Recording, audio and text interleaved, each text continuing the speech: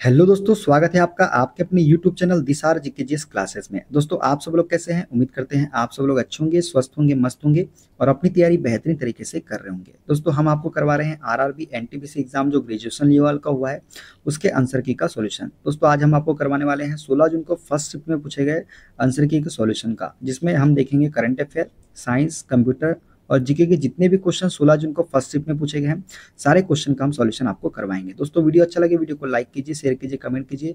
Channel पे नए हैं चैनल को सब्सक्राइब कर लीजिए पल पल की अपडेट के लिए। दोस्तों, हमसे जुड़ने के लिए आप हमारा टेलीग्राम चैनल ज्वाइन कर सकते हैं। टेलीग्राम चैनल का लिंक मैंने डिस्क्रिप्शन बॉक्स में आपको दे दिया है। चलिए दोस्तों, देर ना करते स्टार्ट करते हैं आज का अपना सेशन।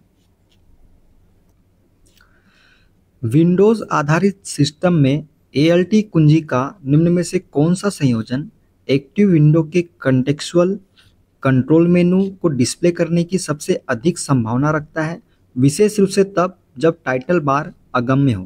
तो इसका राइट आंसर हो जाएगा दोस्तों option number C, alt plus space जो है इसका राइट आंसर हो जाएगा। देखते हैं अगला क्वेश्चन।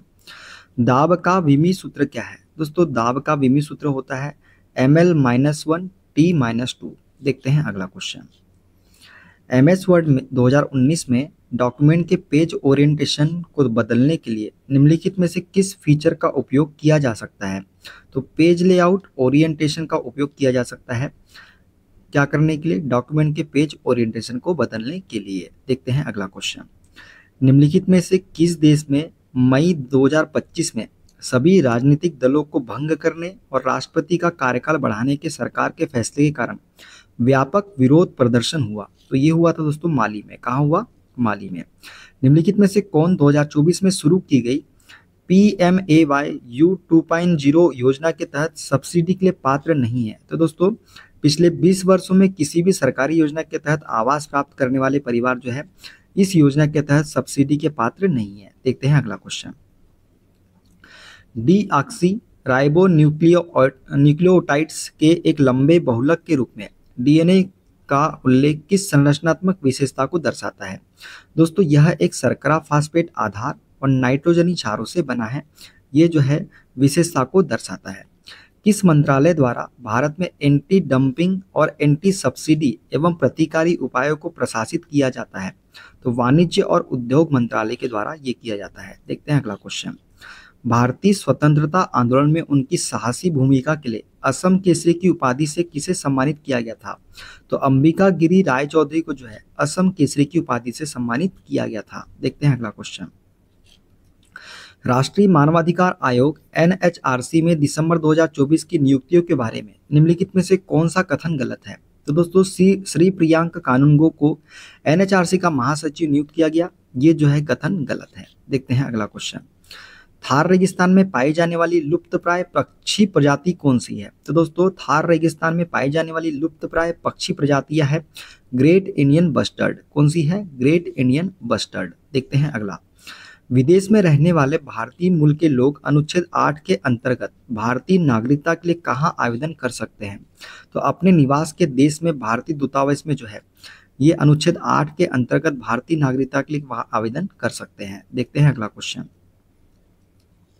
MS PowerPoint 365 में हाइपरलिंक इंसर्ट करने के लिए किस शॉर्टकट कुंजी संयोजन का उपयोग किया जाता है? तो Ctrl+K का उपयोग किया जाता है MS PowerPoint 365 में हाइपरलिंक इंसर्ट करने के लिए। देखते हैं अगला क्वेश्चन।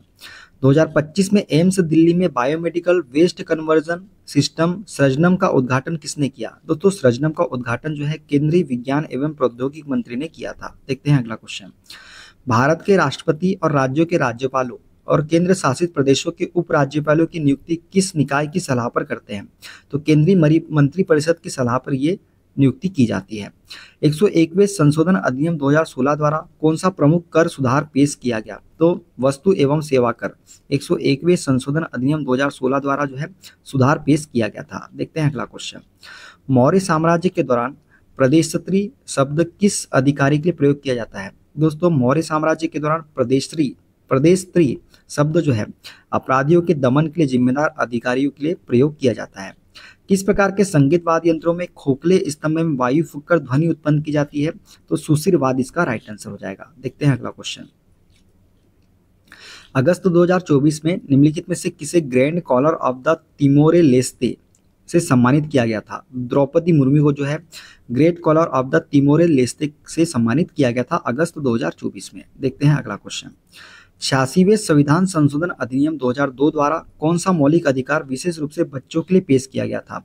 तो बच्चों को निःशुल्क और अनिवार्य शिक्षा का अधिकार जो है 86वें संविधान संशोधन अधिनियम 2002 द्वारा पेश किया गया था। भारत की जनगणना के आंकड़ों के अनुसार 2011 में निम्नलिखित में से किस राज्य में अनुसूचित जनजाति लिंगानुपात सबसे अधिक दर्ज किया गया? तो ये गोवा में किया गया दोस्तों। कहाँ पे? गोवा में। देखते हैं अगला क्वेश्चन। लोक अदालतों द्वारा दिया गया निर्णय दीवानी न्यायालय का आदेश माना जाता है तथा यह अंतिम और सभी पक्षों पर बाध्यकारी होता है क्योंकि इस संबंध में कोई अपील स्वीकार्य नहीं होती है। क्या होती है? कोई अपील स्वीकार्य नहीं होती है। देखते हैं अगला क्वेश्चन। प्रेस सूचना ब्यूरो के अनुसार वित्त वर्ष 2024-25 में भारत के रक्षा सार्वजनिक क्षेत्र उपक्रमों डीपीएसयू के निर्यात में पिछले वर्ष की तुलना में कितने प्रतिशत की वृद्धि हुई है? तो ये हुई है 42.85% की। देखते हैं अगला क्वेश्चन। फरवरी 2025 में निम्नलिखित में से एक भारतीय प्रतिभूति और विनिमय बोर्ड के 11वें अध्यक्ष बने हैं। तो तुहिन कांत पांडे जो है भारतीय प्रतिभूति और विनिमय बोर्ड के 11वें अध्यक्ष बने हैं। संयुक्त राष्ट्र जैव विविधता सम्मेलन 2024 कोप 16 फरवरी 2025 में निम्नलिखित में से किस देश में संपन्न हुआ था? तो ये हुआ था दोस्तों इटली में। कहाँ पे? इटली में। देखते हैं अगला क्वेश्चन। मॉर्गन स्टैनली रिपोर्ट के अनुसार वित्त वर्ष 29 तक भारत के अवसंरचना में निवेश जीडीपी के प्रतिशत के रूप में कितने बढ़ने की अपेक्षा है? तो 6.5% बढ़ने की अपेक्षा है भारत में जीडीपी की। देखते हैं अगला क्वेश्चन। दिल्ली सल्तनत का कौन सा शासक 1292 ईस्वी में भिलसा विदिशा के अभियान से जुड़ा था? तो ये जुड़े थे अलाउद्दीन खिलजी। कौन? अलाउद्दीन खिलजी। देखते हैं अगला क्वेश्चन। भोलानाथ सिंह निम्नलिखित में से किस विद्रोह के लीडर थे? तो तमार विद्रोह के लीडर थे भोलानाथ सिंह। देखते हैं अगला क्वेश्चन। फरवरी 2025 में अफ्रीकी संघ के साथ एक रणनीतिक साझेदारी पर हस्ताक्षर करके किस अंतर्राष्ट्रीय संगठन ने महाद्वीप पर वैक्सीन निर्माण में बढ़ावा देने के लिए प्रयास किए? तो ये गेवी वैक्सीन एलायंस ने जो है ये महाद्वीप पर वैक्सीन निर्माण में बढ़ावा देने के प्रयास किए थे अंतर्राष्ट्रीय संगठन ने। ठीक है। नीलगिरी बायोस्फीयर रिजर्व भारतीय राज्यों के निम्नलिखित में से किस समूह तक फैला हुआ है? तो तमिलनाडु, केरल और कर्नाटक तक फैला हुआ है नीलगिरी बायोस्फीयर रिजर्व। देखते हैं अगला क्वेश्चन। भोजन को वायुरोधी पात्र में रखने पर क्या लाभ होता है? तो दोस्तों यह ऑक्सीकरण को मंद कर देता है भोजन को यदि वायुरोधी पात्र में रखा जाता है तो। देखते हैं अगला क्वेश्चन। भारत में एमएसएमई मंत्रालय डैश को एमएसएमई दिवस मनाता है? तो 27 जून को जो है एमएसएमई दिवस मनाया जाता है दोस्तों।